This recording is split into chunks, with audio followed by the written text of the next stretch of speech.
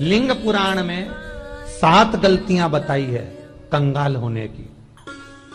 ये गलती अगर आपने भी करी है तो जिंदगी में कितना भी पुण्य करोगे उसका फल नहीं है। आज की कथा को लिखकर रखना, शायद तुम्हारी जिंदगी संवर जाए। लिंग पुराण में 7 गलतियां बताई है व्यक्ति को बर्बाद होने की। पहली गलती है, उसमें से अगर आप स्वीकार कर रहे हैं ये गलती तो समझ लो कि गलती आपने करी। गंगा जल तो बुलवाया टैंकर भरकर, 21,000 बेलपत्र भी समर्पित कर रहे हो। आप मंदिर के अंदर बैठ गए, दर्शन करने वाला आता रहा, किसी को अंदर प्रवेश नहीं दिया। आप गंगा जल चढ़ाते रहे, आप बेलपत्र चढ़ाते रहे, आप स्वयं पूजन करते रहे, और दूसरा व्यक्ति ना जाने किस भाव से, किस रूप में आकर भगवान की सेवा करना चाहता था। पंडित जी ने आपके चक्कर में उसको जल नहीं चढ़ाने दिया, पंडित जी ने आपके चक्कर में उसको बेलपत्र नहीं चढ़ाने दिया। पहली गलती यह हो गई कि भगवान के भक्त को भगवान से दूर कर दिया गया। अब उठा लो श्रीमद् भागवत कथा। 2 देवताओं ने गलती करी थी। एक ब्रह्मा जी ने गलती करी थी कि गाय बछड़ों का हरण कर लिया था। 1 वर्ष होने में 1 दिन था तब ब्रह्मा जी ने गाय बछड़े वापस दिए थे। दूसरी गलती इंद्र ने करी थी, जल वृष्टि करी तब भगवान कृष्ण को गोवर्धन पर्वत उठाना पड़ा। दोनों देवताओं ने गलती करी, पर भगवान कृष्ण ने इंद्र को क्षमा कर दिया पर ब्रह्मा को क्षमा नहीं करा। क्यों नहीं करा? क्योंकि इंद्र को क्षमा इसलिए करा क्योंकि इंद्र ने जब जल वृष्टि करी तो सारे ब्रजवासियों को भगवान के चरणों में लाकर छोड़ दिया। सारे ब्रजवासी गोवर्धन पर्वत के नीचे आकर बैठ गए, भगवान के चरणों में आ गए। और ब्रह्मा ने जो गलती करी वो ऐसी गलती करी कि भगवान से गाय और बछड़ों को दूर कर दिया। जो भगवान से भगत को दूर कर दे उसको शंकर कभी क्षमा नहीं कर सकता। इसलिए बर्बादी का पहला कारण आप भक्त और भगवान में दूरी बना दी। दूसरा कारण, भगवान की जब पूजन कर रहे हो, 21,000 बेलपत्र चढ़ा रहे हो, गंगा का जल चढ़ा रहे हो, चंदन चढ़ा रहे हो, अबीर चढ़ा रहे हो, गुलाल चढ़ा रहे हो, तो तुम्हारे भीतर ये अहंकार, जब तुम पूजन करके उठो तो उठते समय तुम्हारे भीतर अभिमान नहीं होना चाहिए कि मैंने जो अनुष्ठान करा उसके बराबर कोई नहीं कर सकता। तीसरा कारण कहा कि भगवान की सेवा तो आप कर रहे हो, भगवान की चाकरी में तो आप लगे हो, भगवान की आराधना भी कर रहे हो, दिया भी लगा रहे हो, धूप बत्ती भी लगा रहे हो, स्नान भी करा रहे हो, पंचामृत स्नान भी करा रहे हो, सारी पूजन अर्चना सब तुम कर रहे हो।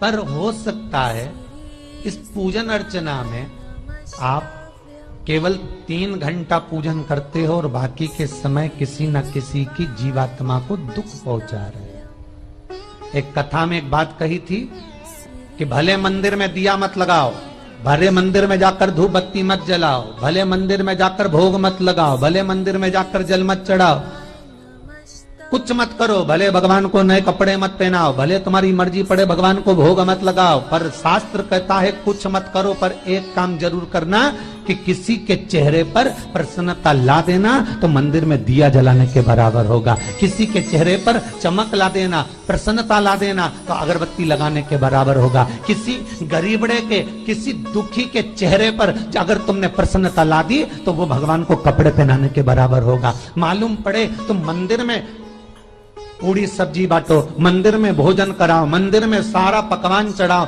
और कोई तुम्हारे कारण अगर दुखी है तो तुम्हें वो सुख का भान नहीं हो सकता। तीसरा कारण है वो सुख नहीं मिल सकता। चौथा कारण है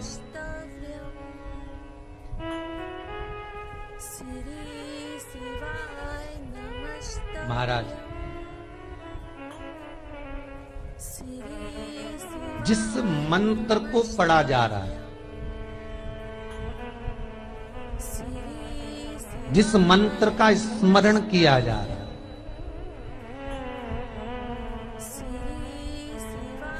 जिस भगवान की माला को हम जप रहे हैं, हम पाठ कर रहे हैं, उसमें त्रुटि। उठा लीजिए दुर्गा सप्तशती। दुर्गा सप्तशती का हिंदी अनुवाद में एक थोड़ा सा दृष्टांत दिया है, आपको मालूम होगा।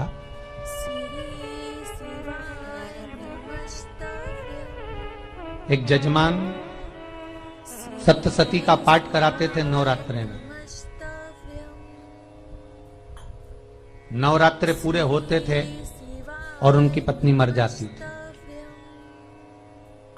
सप्तशती के अंदर लिखा है, बहुत ध्यान से सुनिएगा। दुर्गा सप्तशती का पाठ कराते थे और पत्नी नवरात्रे के बाद 4 महीना 3 महीने के बाद मर जाती थी। बहुत दुखी था सेठ। एक शादी करी, दूसरी करी, तीसरी करी, चौथी करी, चौथी पत्नी भी मर गई। बहुत दुख हुआ। आज वो गुरुजी के पास चले गया, गुरुदेव, गुरुजी, गुरुदेव, गुरुदेव। गुरुजी बोले क्या हो गया? सेठ जी बहुत दिनों के बाद आ रहे हो, क्या बात है गुरुदेव? मेरे को एक बात समझ में नहीं आती कि मैं नवरात्रे में सप्तशती का पाठ कराता हूं, देवी जी का यज्ञ करवाता हूं, माता रानी को चूनर पहनाता हूं, उनको सुंदर बिछुड़ी, पायल, चुनरी सब पहनाता हूं, कन्याओं का भोजन करवाता हूं, भंडारा करवाता हूं, जवारे बोता हूं, अखंड ज्योत लगाता हूं, पर नवरात्रि जैसी पूरी होती है उसके 2 महीने 3 महीने बाद मेरी पत्नी क्यों मर जाती है? 4 पत्नियां मेरी मर चुकी हैं, 5वीं मैंने शादी करी है। गुरुदेव आप कृपा करिएगा, कुछ तो बता दीजिए, कुछ करुणा कर दीजिए। गुरुजी बोले जब तू सब कुछ अच्छा कर रहा है, ज्योत भी जला रहा है, कन्या भोज भी करा रहा है, चुनरी भी चढ़ा रहा है, भंडारा भी कर रहा है, ज्योत भी लगा रहा है, जवारे भी बो रहा है, माता रानी की सेवा भी कर रहा है, अखंड रात्रि व्रत कर रहा है, सब कुछ तूने करा, यज्ञ भी करा, फिर तेरी पत्नी क्यों मर सकती है? ऐसा हो ही नहीं सकता। नहीं गुरुदेव, मेरी 5वीं शादी है गुरुदेव, अब की बार आप कृपा करिए। गुरुजी ने कहा तेरे पंडित जी को अनुष्ठान पर बुला, मैं कमरे में बैठकर सुनूंगा सप्तशती का पाठ, तब मैं ध्यान करूंगा। गुरुजी अंदर के कमरे में जाकर बैठ गए, ब्राह्मण पाठ करना प्रारंभ करा और ब्राह्मण ने पाठ करना प्रारंभ करा। उसमें एक शब्द आ गया, भारयन्तु भक्षन्तु, भारयन्तु भक्षन्तु। उसमें बोलना था भय, पीड़ा को, हे जगत जननी तू भक्षण कर जा, पर ब्राह्मण बोलता था भारयन्तु भक्षन्तु, मेरी पत्नी को, मेरी भार्या को तू भक्षण कर दे। पंडित जी जैसे ही बोले गुरुजी बाहर निकल कर आ गए। पंडित जी को रोका, रुकिए गुरुदेव, आप हर साल अनुष्ठान कर रहे हो जजमान के यहाँ और बोल देते भारयन्तु भक्षन्तु, हे देवी तू मेरी पत्नी को खा जा, तो माँ हर बार उस पत्नी को निगल जाती। निवेदन शब्द सुधार लीजिए, शब्द ठीक है। चौथा कारण है कि आप जो पाठ कर रहे हो, आप जो पूजन कर रहे हो, आप जो अनुष्ठान कर रहे हो, उसमें कुछ ना कुछ गलती जरूर हो रही है। ये चौथा कारण है।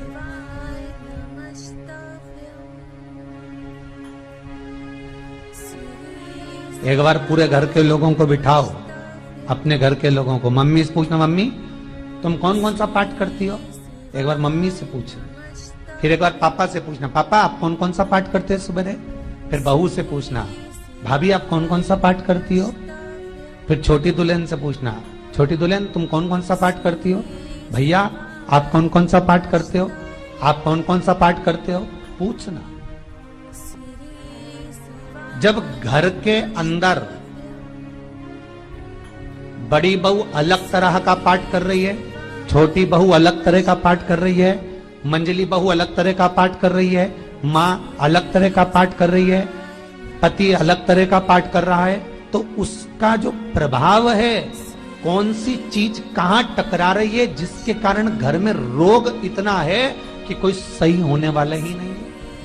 अब तुम कहो कि सीवर वाले गुरुजी ने उपाय बताया, हमने बहुत करा, पर सही क्यों? तो सही क्यों नहीं हो रहा है? उसका कारण है या तो बड़ी बहू जो पाठ कर रही, या सास जो पाठ कर रही, जो पति जो पाठ कर रहा है, नाते जो भी उस घर के अंदर रहकर जो पाठ अर्चना कर रहा है, उसमें जरूर कुछ ना कुछ ऐसा हो रहा है जिसके कारण वो काम नहीं कर पा रहे। उसमें कुछ ना कुछ गलती हो रही है जिसको तुम समझ नहीं पा रहे, जिसको तुम अपने आप को बहुत विचार करते हो कि मेरे बराबर कोई नहीं कर सकता, मैं शंकर की भगत, मैं राम की भगत, मैं कृष्ण की भगत, मैं जो करती हूँ बहुत अच्छा करती हूँ, मैंने जो किया बहुत अच्छा करा, पर हो सकता है उसी कारण आपको दुख झेलना पड़ रहा।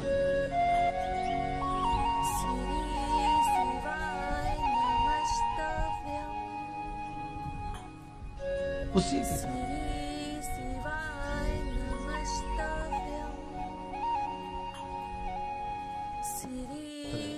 महाराज, हमने जो दान किया, हमने जो पुण्य किया, हमने जो सत्कर्म किया, वो किस जगह पर लगा? पांचवा सूत्र,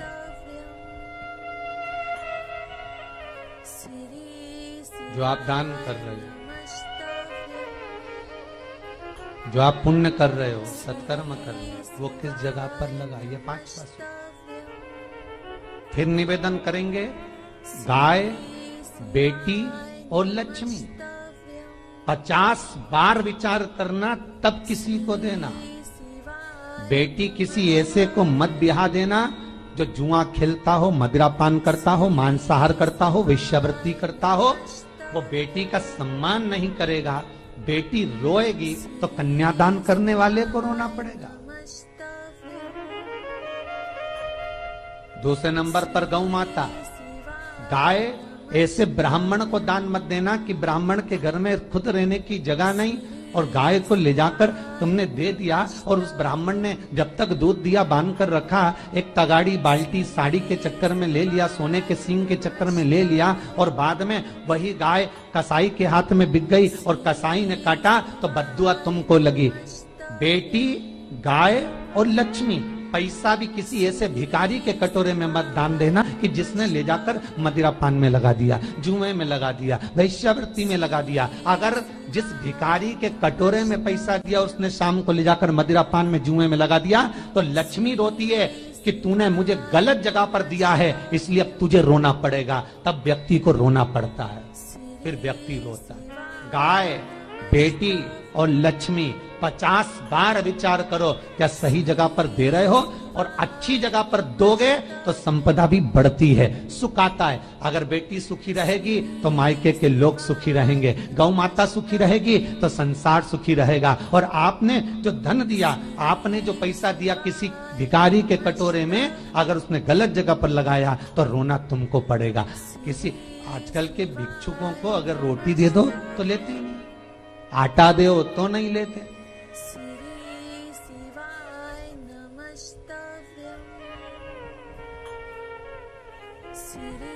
पहले के समय में जो भिक्षुक आते थे ना तो रोटी बनी हुई मांगते थे। बूढ़ी बूढ़ी माताएं जानती होंगी, चिमटा बजाकर, घुंघरू बजाकर कहते थे भोजन, तो 2 रोटी निकाल कर दे दी जाती थी घर से। लो बाबा, तो माता इतना प्रेम रखती थी, केवल रोटी नहीं देती थी, बाबा बैठो हम सब्जी ला कर देते। इतना प्रेम था बुजुर्ग माताओं का, बैठो। और आज के जमाने में अगर रोटी दे दो तो फेंक दे नली में ले जाके, पैसा चाहिए। क्यों? शाम को पीने के लिए चाहिए ना, मदिरा पान के लिए, मांसाहार के लिए, जुए के लिए, वैश्यावृत्ति के लिए धन चाहिए।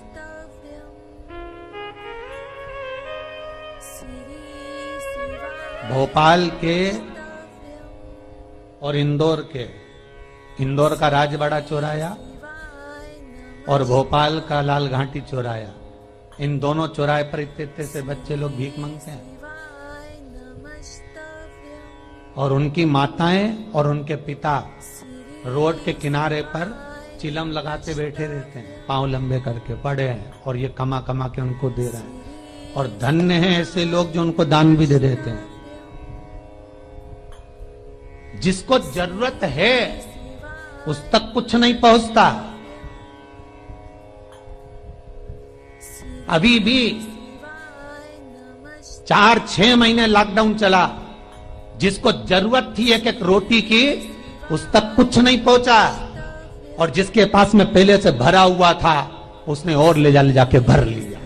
जिसको जरूरत थी उस तक नहीं पहुंचा। अभी ठंड आ रही है, बहुत सारी संस्थाएं कंबल बांटेगी, रेलवे स्टेशन पे लोगों को कम्बल उड़ा रहे हैं, कोई सो रहा है जमीन पर उसको कम्बल उड़ा रहा है, बस स्टैंड पे चले गए कोई रोड पे सो रहा है कम्बल उड़ा रहा है, तो इतना बड़ा नाम चलेगा कि उनने कम्बल उड़ाए, कम्बल उड़ाए, कम्बल उड़ाए। और वो कम्बल जिसको उड़ाया वो दूसरे दिन जाकर कपड़े की दुकान पर बेच के आ गया, 200 रुपए लिया, रात को पीकर फिर सो गया, क्योंकि फिर कहीं कहाँ आएगा, फिर उड़ा के चले जाएगा, क्योंकि इन्होंने तो ये करके रखा है कि नाम कमाना है तो कम्बल उड़ाए जाओ। जिसको जरूरत है वहां तक सामान नहीं पहुंचता भाई, जिसको जरूरत है वहां तक सामग्री नहीं पहुंचती भाई। आपने दिया और उन्होंने ले जाकर बेच दिया, और फिर सोचते हो कि मैंने तो पुण्य करा है। कई लोग कहते हैं मैंने दान करा, मेरे को इतना फल मिलेगा। काहे का दान करा? ऊपर तो जा, यमराज के डंडे पड़ेंगे।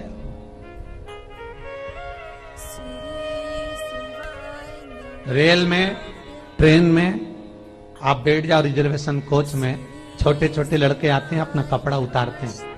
सही बोलना रे भाई, जितने लोग टीवी पर कथा सुन रहे हो, छोटे छोटे बच्चे अपना कपड़ा उतारेंगे और पोछा लगाएंगे रेल की बोगी में। जब गवर्नमेंट ने स्वीपर रख रखे हैं तो तुम्हें अंदर आने का किसने कहा? कौन ने कहा कि तुम अपना कपड़ा उतार के पोछा लगाओ?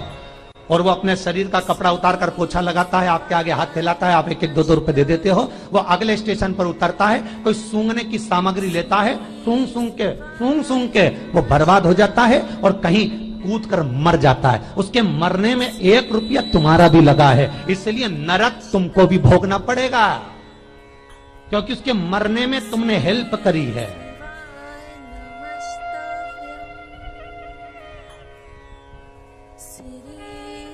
तुमने तो रुपया दिया था भोजन करने के लिए, उसने कोई सूंघने की सामग्री ले ली और सूंघ सूंघ के नशे में मर गया।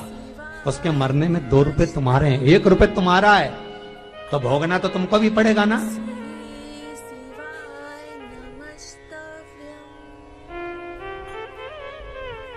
अच्छी जगह लगाओ, सत्कर्म की ओर लगाओ, तो सुख का आनंद कुछ और ही होगा, सुख का आनंद कुछ और ही प्राप्त होगा। हमारा धर्म, हमारा पुण्य, हमारा सत्कर्म। 5वां कारण अपनी पुस्तिका में लिखकर रखना, तुम्हारे दुख का 5वां कारण क्या है? क्यों तुम करोड़पति से रोड़पति बन गए? तुम्हारे यहां पर 4-4, 5-5 गाड़ी थी, खूब वैभव था, खूब धन था, फैक्ट्रियां चल रही थी, सत्ताएं चल रही थी।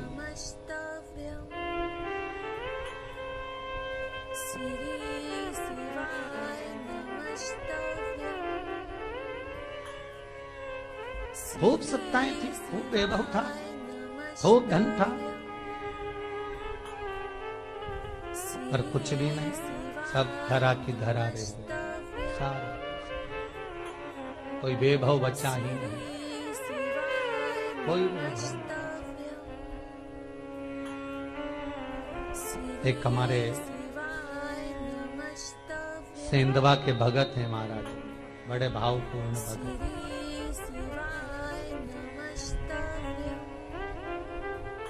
वो कहे गुरुजी हम बड़े दुखी हैं, बड़े कष्ट में। हमने कहा कष्ट का कारण कुछ न कुछ जरूर होगा, दुख का कारण जरूर कुछ ना कुछ होता है। कहने लगे गुरुजी हमारी तो जीनिंग चलती थी, खूब फैक्ट्रियां चलती थी, इतना जीनिंग फैक्ट्रियां थी, इतना चलता था।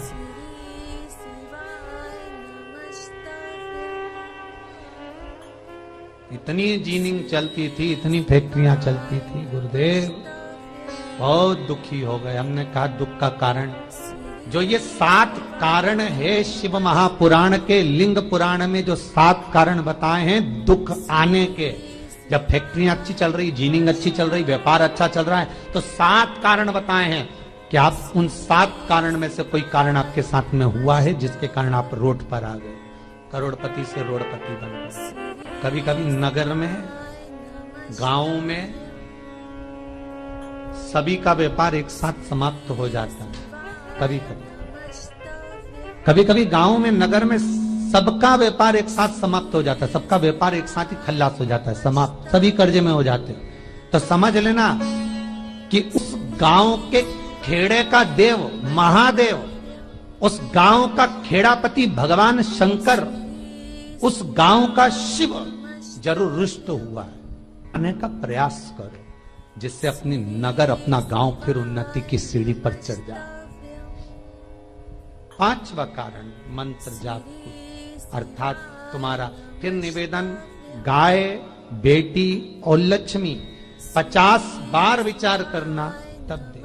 और महाराज भगवान शिव की कथा का छठा कारण बता, हमारे दुख का कारण छठा डर, सम्मान में कमी। घर के जो बड़े हैं, घर के जो बुजुर्ग हैं, घर के जो आदरणीय हैं, उनका सम्मान नहीं कर पाए। सुंदर कहा, जिस घर में माँ बाप की इज्जत नहीं हो, कारण है सम्मान, सत्कार, आदर ना हो। सातवां कारण, लोग कर्जे में, लदालू में, जितने लोग दुखी हैं, जितने लोग तकलीफ में, आज की कथा को बहुत दिल से सुनना, अपनी गलती को जरूर छांटना। मुझे विश्वास है मेरा भोलेनाथ, आप अगर गलती को स्वीकार कर लोगे तो शंकर वापिस आपको करोड़पति बना देगा, लखपति बना देगा। शंकर आपके भंडार फिर भर देगा। 7 कारण में से अपनी गलती को जरूर छांटना। साहब की आपने गलती कौन सी करी, और अपनी गलती को छाट ले, यही सबसे बड़ी बात है ना। लोग सुनने के बाद भी नहीं छाटेंगे, नहीं मैंने तो कुछ करा ही नहीं, मैं तो कुछ कर ही नहीं, बस मैं ही तो है, हरी जगदम्बा वो मैं ही फंसा है बीच में।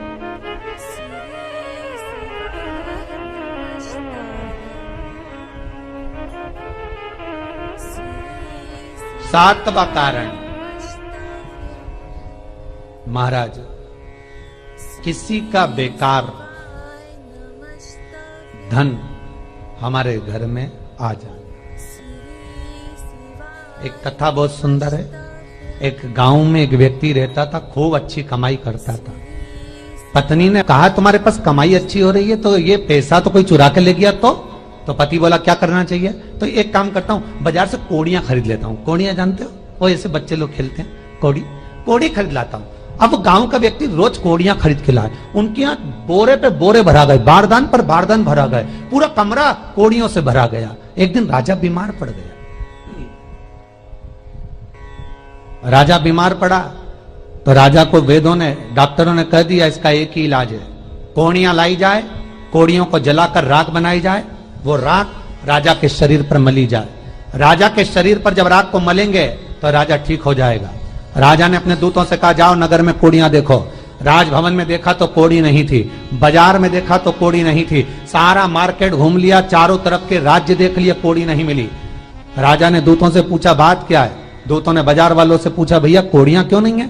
तो बाजार के व्यापारी बोले, महाराज सुबेरे सुबेरे एक गांव का व्यक्ति आता है, सारी कोड़ियां खरीद कर ले जाता। सारी कोड़ियां? हाँ। उसका पता दो। दुकान वालों ने पता दिया, वो वहां पहुंच गया, उसको डराया राजा के दूतों ने, तेरे पास कोड़ियां हैं? हाँ, पर मैंने अपने पैसे से खरीदी है, फ्री की नहीं है, खूब खर्चा कर कर मैंने कोड़ियां जोड़ी हैं। राजा बीमार पड़ा है, कोड़ियां ला के दे। उसने मना करा, दूतों ने डराया, ठीक है लो। उन्होंने बारदान खोल लिया, झोला खोल लिया, बैग खोल लिया। राजा के दूतों ने बैग खोला, वो गांव का व्यक्ति एक थाली में कोड़ियां लाता, उस पर हाथ फेरता और झोले में डालता जाता, फिर भर कर लाता, फिर हाथ फेरता, फिर झोले में डालता। राजा के दूतों ने कहा, एक बार में पूरा बारदान उठाकर क्यों नहीं दे देता, ये बार बार हाथ क्यों फेर रहा है। वो गांव का व्यक्ति बोला, महाराज मैं कोड़ियों को थाली में भरकर हाथ इसलिए फेर रहा हूं, इन कोड़ियों में से मैं वो एक कोड़ी ढूंढ रहा हूं कि ऐसी कौन सी कोड़ी मेरी इन कोड़ियों में आकर मिल गई जो मेरी इतनी सारी कोड़ियों को लेकर जा रही है। बस वो चरित्र याद करना कि एक कोड़ी हमारे घर में कोई ऐसी आ जाती है जो सारी रखी हुई कोड़ी को लेकर चली जाती है। और जिंदगी में घर में धर्म की, पुण्य की, सत्कर्म की एक कोड़ी ऐसी आ जाती है जो शिव महापुराण की कथा करवा देती है। वो कोड़ी को ढूंढना कि वो कोड़ी कौन सी है। जो अच्छा काम करवा रही है अच्छी कोड़ी आई होगी, सत्कर्म करवा रही है अच्छी कोड़ी आई होगी। और मालूम पड़े एक कोड़ी ऐसी आ गई जो डॉक्टरों में भरवा रही है, सारा की सारा धन मेडिकलों में लगवा रही है, पुलिस में लगवा रही है, कहीं गलत जगह पर लगवा रही है, कहीं एक्सीडेंट में लगवा रही है। जो कोड़ी गलत जगह पर धन को लेकर जा रही है, समझ लेना कि वो कोड़ी बेकार आ गई जो सारा का सारा बर्बाद करने में लगी हुई है। उस कोड़ी को पहचानो कि वो कोड़ी कौन सी है। 7वां कारण शिव महापुराण का, लिंग पुराण का लिख कर रखना कि एक कोड़ी ढूंढना कि वो कोड़ी कौन सी घर में आ गई जो हमें बर्बाद कर कर चली गई है। वो कोड़ी को ढूंढिए, वो रुपये को ढूंढिए, वो 1 रुपया कौन सा आ गया, वो धन कौन सा आ गया जो हमें बर्बाद कर गया, कैसा आया।